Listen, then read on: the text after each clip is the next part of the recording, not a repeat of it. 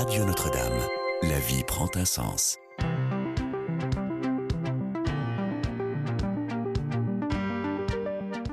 Bonjour Thomas Forêt. Bonjour. Alors vous avez fondé un système, un réseau social qu'on pourrait qualifier d'alternatif, j'allais dire presque anti-Facebook. Oui, c'est vrai, j'ai fondé Waller.com il y a maintenant 7 ans. J'ai commencé il y a 7 ans. Au départ, j'ai codé ça tout seul, puis maintenant, c'est une entreprise depuis presque 5 ans.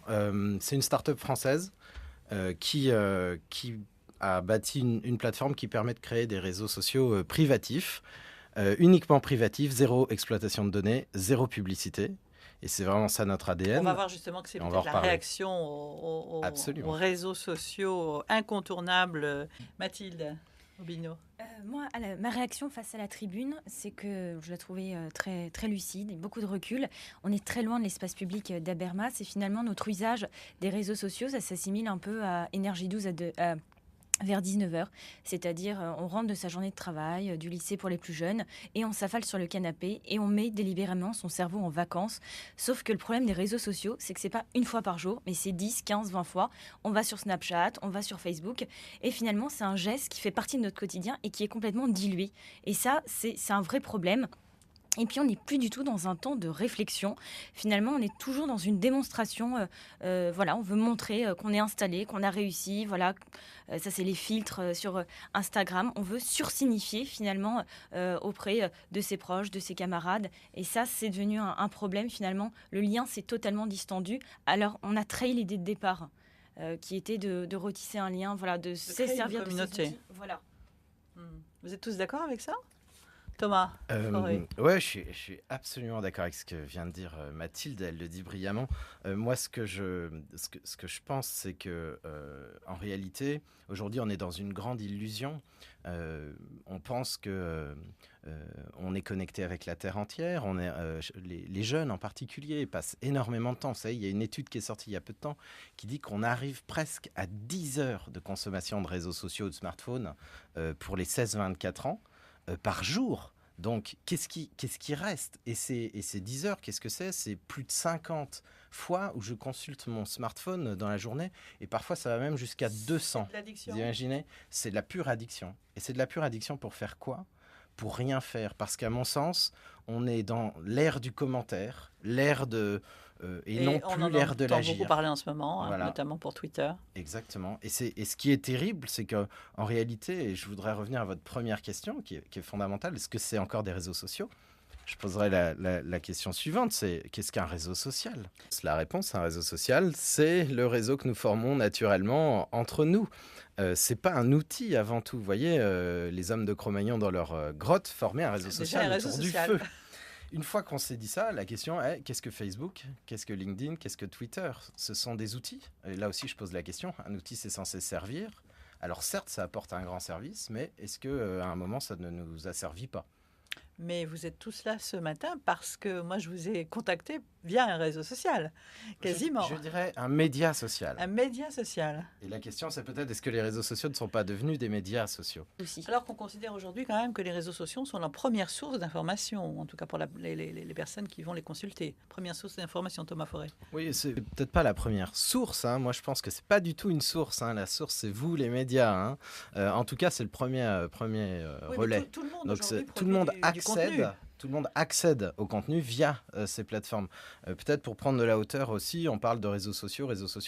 Moi, je pense qu'en fait, tout simplement, on parle d'Internet. C'est-à-dire et c'est important de faire cette distinction parce que tout d'un coup, on va mélanger LinkedIn, Facebook, et on n'a pas parlé de YouTube. YouTube, c'est le premier réseau social des adolescents, et même maintenant, certainement des adultes.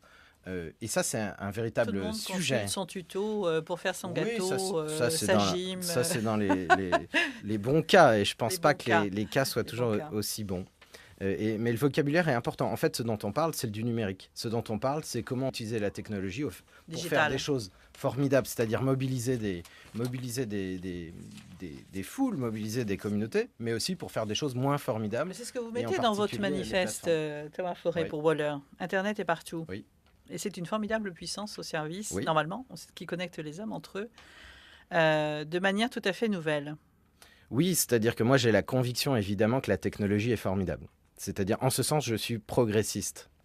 Mais là où je suis moins progressiste, c'est en se posant la question, que fait-on de cette technologie formidable?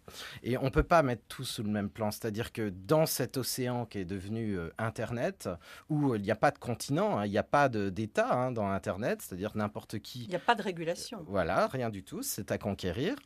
Je pense que nous devons bâtir des choses. Alors là, je vais juste prendre ma casquette de chrétien 30 secondes, je n'ai pas l'habitude de le faire. Mais je pense qu'en tant que chrétien, nous avons un devoir d'agir selon nos convictions et de bâtir. Le chrétien, c'est pas quelqu'un qui est dans le commentaire, c'est quelqu'un qui a une vraie vision de l'homme en tant que personne. Et ça, c'est très important. Qu'est-ce qu'on va faire sur le numérique avec cette vision-là? Si on se pose pas la question, c'est les transhumanistes qui gagneront.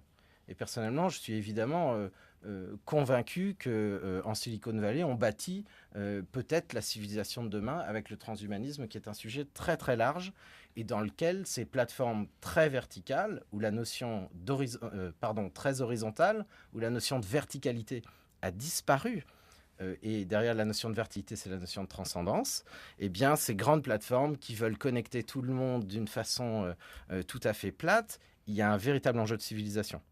Et c'est cette question qu'il faut se poser et y répondre en agissant. Voilà, c'est ce qui a motivé, vous aussi, la fondation de Waller, oui, ce nouveau type de réseau social. Absolument, bâtir quelque chose qui soit au service de l'homme. Thomas Fauré, ces réseaux, est-ce qu'ils sont finalement, ces réseaux dits sociaux, est-ce qu'ils ont été pensés à l'échelle humaine? Alors, non, ils n'ont pas été pensés à l'échelle humaine, clairement pas, puisque... il y a cette volonté, enfin, c'est ce qui est dit sur Facebook, c'est-à-dire qu'ils veulent connecter le plus de monde possible. Et tout ça gratuitement. Oui, alors en plus, soi-disant, c'est gratuit, mais le vrai sujet, c'est l'échelle humaine. Donc, est-ce que je suis fait pour avoir 1000 amis, 5000 amis et encore, est-ce que je peux les distinguer? C'est gratifiant, Thomas, on le voit. Voilà. C'est-à-dire, comme disait Mathilde, ces gens-là n'ont plus de cerveau. Enfin, je ne sais plus si tu disais ça, mais c'est le fait que ce soit gratifiant, c'est un leurre total. Parce qu'on voit que les gens se constituent une cour aussi. On voit qu'il y a un réseau. Oui, mais nous ne sommes pas tous des rois. Ce qui, à mon sens, nous servirait davantage, c'est le projet que je conduis avec Waller, c'est-à-dire créer avec la même technologie, une technologie puissante et qu'on aime. Même outil technologique. Mais un outil qui nous donne la capacité, pas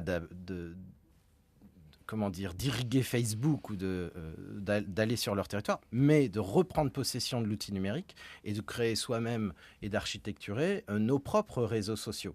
Voilà, c'est ça l'idée de Waller. Et ça permet quoi? Ça permet de faire des réseaux qu'on appelle nous privatifs, qui sont en fait beaucoup plus structurés. Ça permet d'en avoir plusieurs.